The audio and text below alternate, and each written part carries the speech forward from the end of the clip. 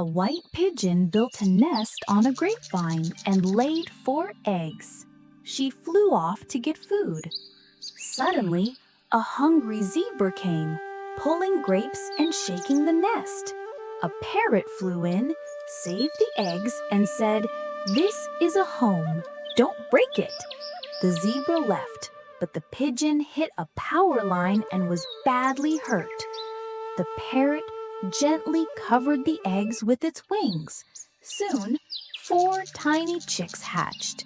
He fed them, protected them, and taught them to fly. One day, they all went to search for the pigeon. They found her scorched body. Quietly, they sat beside her, saying goodbye. Like and subscribe, or next time, the nest might stay empty.